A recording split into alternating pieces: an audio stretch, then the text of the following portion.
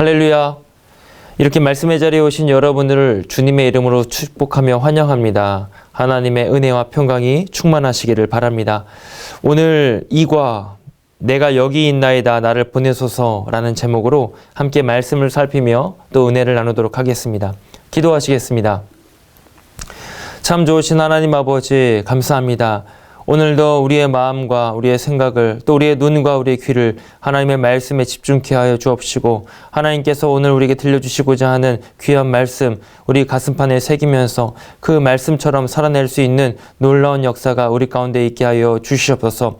그저 듣고 마는 말씀이 아니라 이 말씀이 나의 삶 속에서 어떻게 적용이 되며 어떻게 내 안에서 그대로 그리스도가 살아나시고 성령께서 움직이시는지 직접 경험하며 바라볼 수 있는 순종과 결단이 있게 하여 주시옵소서. 예수 그리스도 이름으로 기도드리옵나이다. 아멘. 오늘 함께 보실 하나님의 말씀은 이사야 6장 1절에서 13절입니다. 유다의 우시야 왕이 52년간 그 절대 권력의 통치에 의해서 유다는 말 그대로 잘 먹고 잘 사는 유례없는 부강한 시대를 구가했습니다.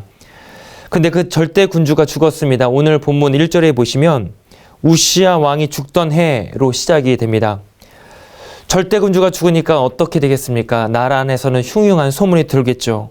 이 민족은 끝이 났다. 더 이상 이스라엘은 희망이 없다. 입을 가진 사람마다 저주를 내뱉고 또 들리는 소문마다 저마다 땅을 치고 울부짖는 그런 모습들이 벌어졌습니다.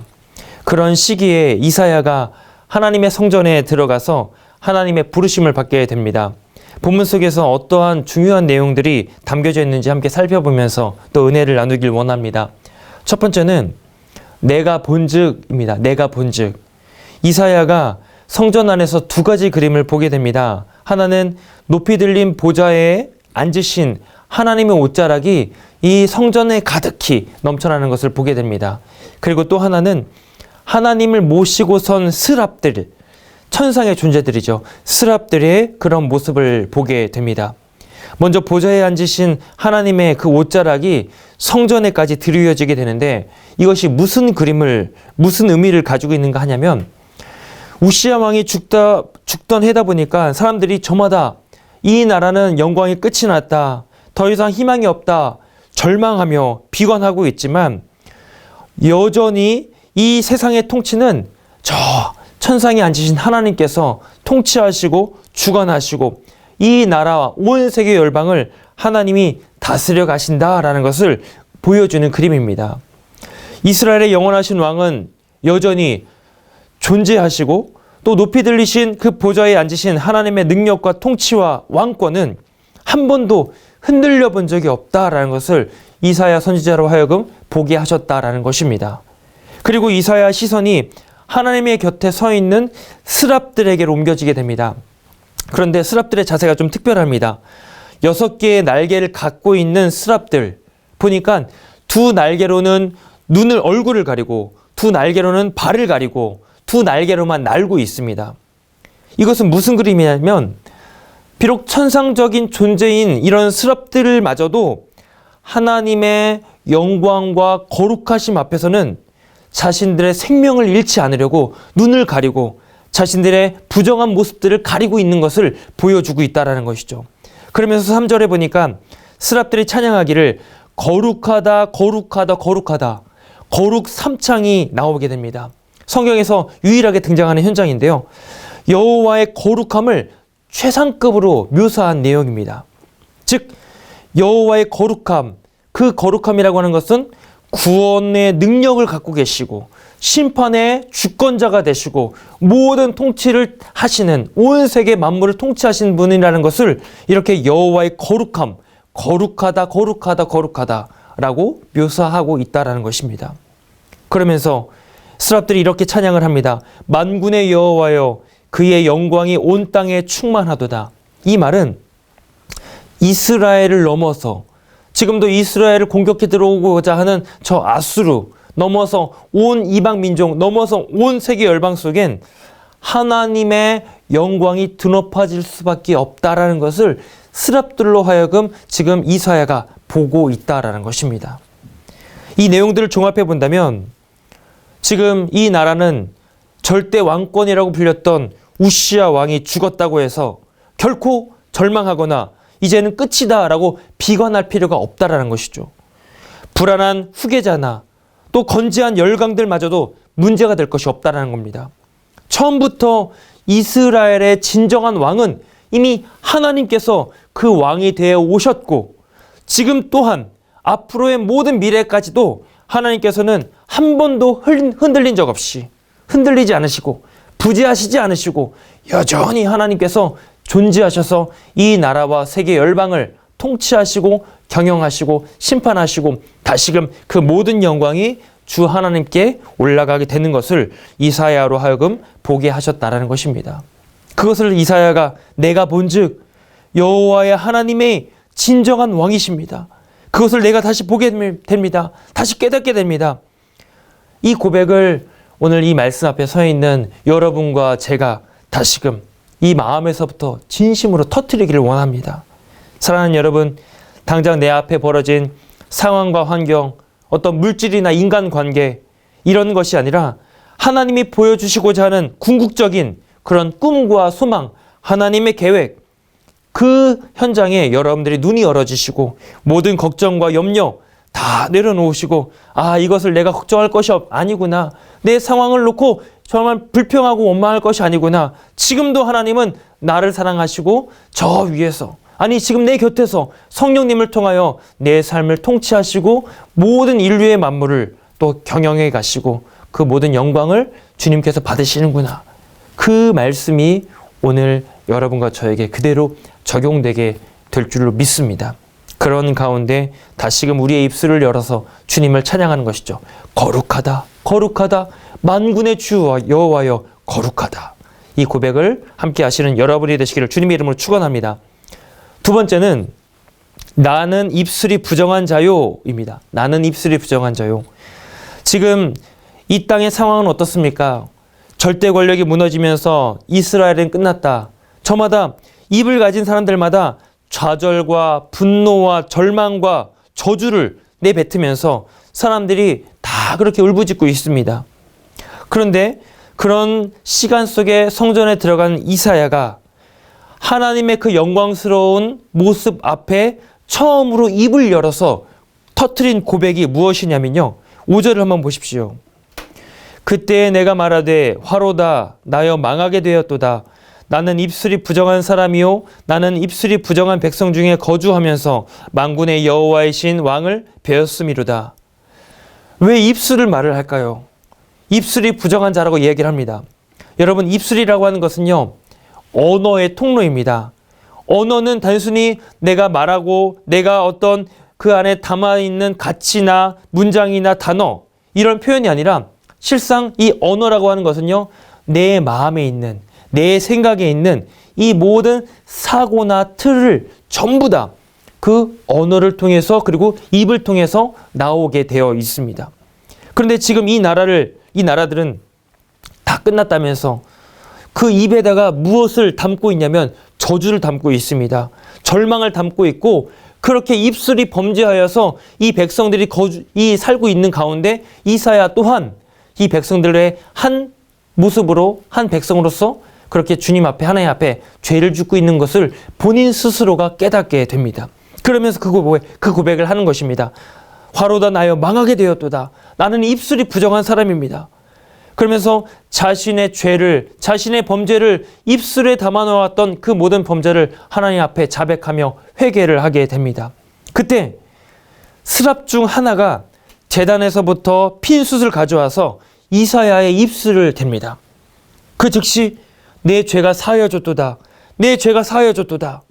즉 죄사함을 얻게 되었다라는 것입니다. 이 그림은 죄로 인해서 심판받아 마땅한 이스라엘이, 아니 인류가 어떻게 구원을 얻게 되는지를 보여주는 그림이라는 것입니다. 오늘도 우리는 매스컴을 통해서 들려오는 그런 악질의 범죄자들의 그런 소식들을 많이 듣게 됩니다. 그러면서 저들을 보면서 손가락질하고 대노를 하죠. 어떻게 인간이 저럴 수가 있느냐, 저렇게 악한 인간이 있을 수 있느냐 이야기를 하지만, 여러분 사실 하나님 앞에 서게 되면 그런 악질의 범죄자나 우리나 별반 다름없는 하나 같은 죄인으로 설 수밖에 없습니다. 하나님 앞에서는요, 죄의 경중이 아니라 죄인이냐 의인이냐 이 두 가지로 분리될 수밖에 없습니다. 그렇다고 한다면 죄인일 수밖에 없는 우리 또한 오늘 이 본문의 구원의 길이 이렇게 이사야를 통해서 열어주신 것처럼 우리도 또한 이 부정함과 이 죄를 먼저는 자백하는 것이고 그런 다음에 주님의 은총에 나의 모든 삶을 맡기는 것, 내거는 것, 이것이 바로 우리에게 임한 구원이고 오늘도 그 구원을 얻어서 여러분들이 살아가야 될 줄로 믿습니다. 이사야의 고백처럼 화로다 나는 망하게 되었도다 입술이 부정한 사람이로다. 그 진실한 고백으로 진실한 회개로 먼저 나의 죄를 자백하고 하나님께 온전히 그 은총의 그 은혜에 내어 맡기고 기대는 여러분의 삶이 되시기를 주님의 이름으로 축원합니다. 끝으로 세 번째는 내가 여기 있나이다 입니다. 내가 여기 있나이다. 하나님의 은총으로 정결하게 된 이사야는 다시 하나님의 음성을 듣게 됩니다. 8절의 말씀해 보시면 내가 누구를 보내며 누가 우리를 위하여 갈고 그러자 이사야가 대답합니다. 내가 여기 있습니다. 나를 보내소서. 나를 보내소서. 이렇게 고백하죠. 그러면서 하나님께서 이사야에게 사명을 주시는데 그 사명의 내용이 굉장히 의아합니다. 본문 9절과 10절의 내용을 조금 이제 쉽게 설명해서 말씀을 드리면 너는 가서 이 백성에게 말하라. 너희는 듣고 또 들어라. 그러나 깨닫지는 마라. 너희는 보고 또 보아라. 그러나 깨치지는 마라. 너는 이 백성의 마음을 둔하게 하고 귀를 막히게 하며 그 눈을 감기도록 해라. 그리하여 그들이 눈으로 보고 귀로 듣고 마음으로 깨달아서 돌아와 고침받는 일이 없게 하여라. 놀랍지 않습니까? 하나님께서 어떻게 고침받아 돌아와야 돼. 돌아와서 고침받으라고 말씀하실 하나님일 텐데 그렇게 말씀하시지 않고 고침받는 일이 없게 해라. 저들의 눈을 감기우게 해라. 저들의 귀를 닫히게 해라. 저들이 깨닫지 못하게 해라. 그래서 결국 심판받게 해라. 이것이 하나님이 이사야에게 맡기신 사명이었습니다. 그래서 이사야는 이 말씀을 가지고 백성들에게 외칠 때마다 어김없이 백성들로부터 하여금 하나님의 말씀을 거부당하고 거절하는 것을 우리는 성경을 통해서 보게 됩니다. 결국 이 백성들은 어떻게 되겠습니까? 어떻게 됩니까? 결국 이 백성들은 이스라엘, 유다의 멸망까지 다다르게 되고 이 백성들은 바벨론으로 포로로 끌려가게 되고 이 이스라엘 땅, 이 가나안 땅은 황폐한 말 그대로 황무지가 되어 버립니다. 하나님께서 그것을 놀랍게도 의도하고 계셨다라는 것이죠. 자, 그래서 이사야가 하나님께 묻습니다. 그러면 주님, 언제까지 그들을 완악하게 만드실 겁니까? 그러자 하나님이 대답하시죠. 백성들이 포로로 끌려가고 이 땅이 황무지가 되기까지다. 이게 무슨 의미일까요? 유다의 성읍과 예루살렘 성전이 함락당하고 많은 백성이 포로로 끌려감으로써 이 이스라엘은, 이 유다는요, 멸망당하게 됩니다. 하나님께서 그때까지를 말씀하시는 겁니다. 왜 이렇게까지 하나님이 이 백성들을, 이 나라를 만들어 가시는 걸까요? 성읍은 다 무너지고 성전은 다 불에 다 없어져 버리고 백성들은 한 번도 가본 적 없는 이방 나라로 포로로 끌려가게 됩니다. 너무도 비참하고 너무도 안타까운 현실이 펼쳐지게 됩니다. 그렇게 멸망당해봐야 그제야 이들이 자신들의 죄를 인정하고 회개할 뿐만 아니라 철저히, 그때 가서야 철저히 하나님께 모든 삶을, 자신의 모든 것을 내어 맡기는, 하나님의 은혜에 맡기는 그런 결과를 얻게 되기 때문이라는 것입니다. 한마디로 완전히 무너져서 저 밑바닥을 쳐봐야 제정신을 차린다는 얘기입니다. 인생 최고의 절정기를 살고 있던 다윗이 한순간에 밧세바 사건으로 하여금 완전히 밑바닥을 치고 난 다음에 무슨 고백을 다윗이 터뜨려냅니까? 나는 모태에서부터 죄인입니다. 나는 철저히 죄덩어리입니다. 그래서 나에게는 중보자가 필요합니다. 그리스도께서 오셔야 나는 살 수가 있습니다. 온전히 자기 자신을 주님의 은혜에, 하나님의 은총에 내어 맡기는 다윗의 고백을 우리는 보게 됩니다. 그와 마찬가지입니다. 이 그림 역시 5절과 7절에서 이사야가 보여낸 그림입니다. 화로다 나는 망하게 되었도다. 나는 죽을 수밖에 없는, 망할 수밖에 없는 존재입니다. 그렇게 고백했을 때 그제서야 하나님께 모든 하나님의 은혜에 기대었을 때에 하나님께서 그를 정하게 하시고 깨끗하게 하시고 그에게 사명을 주셨다라는 것입니다.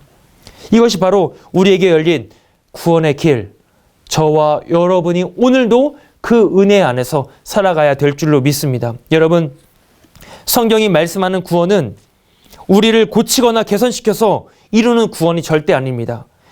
철저히 심판받아서 멸망시키고 완전히 부서뜨린 다음에 가루로 만든 다음에 그런 다음에 오로지 우리는 의지할 것 오직 주님의 은혜밖에 없습니다.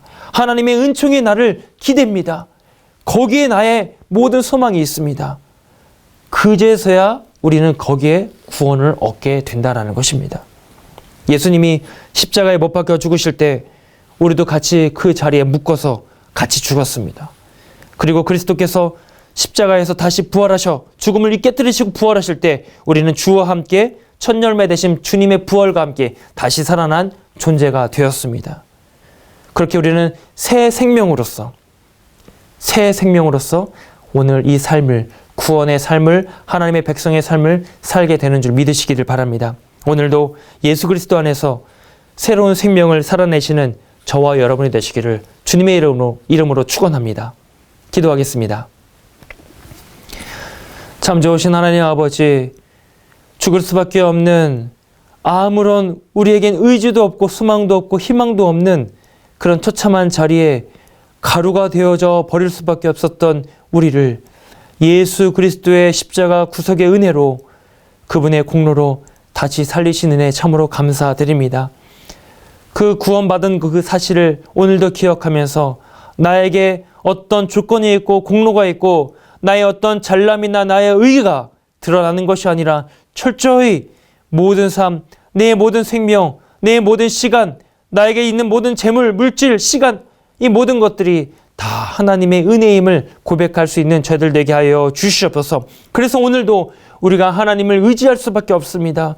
그리스도의 그 십자가 그 은혜에 우리를 맡길 수밖에 없습니다. 그 한 걸음 한 걸음 걸어가면서 이사야를 통해서 보여내신 하나님의 놀라운 회복의 역사, 기적의 역사가 오늘 우리 가운데 있게 하여 주시옵소서. 오늘을 살아내는 우리의 모든 삶 속에서 그리스도의 향기가 풍겨져 나오게 하여 주옵시고 우리 속회를 통하여서 하나님의 일하심과 하나님의 은총과 은혜가 더욱더 충만하여져서 정말 함께하는 우리 모든 속도원들뿐만 아니라 우리 삶의 자리로 우리 삶의 모든 터전에 연결되어 있는 지인들까지도 그 놀라운 역사가 일어나게 될 줄로 믿습니다. 그렇게 주님께 돌아오는 역사 있게 하여 주옵시고 하나님의 나라가 그렇게 확장되는 역사 있게 하여 주시옵소서.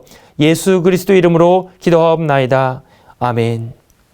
하늘에 계신 우리 아버지여, 이름이 거룩히 여김을 받으시오며 나라의 마옵시며 뜻이 하늘에서 이루어진 것 같이 땅에서도 이루어지이다. 오늘날 우리에게 일용할 양식을 주옵시고 우리가 우리에게 죄 지은 자를 사하여 준 것 같이 우리 죄를 사하여 주옵시고 우리를 시험에 들게 하지 마옵시며 다만 악에서 구하옵소서. 대개 나라와 권세와 영광이 아버지께 영원히 있사옵나이다. 아멘.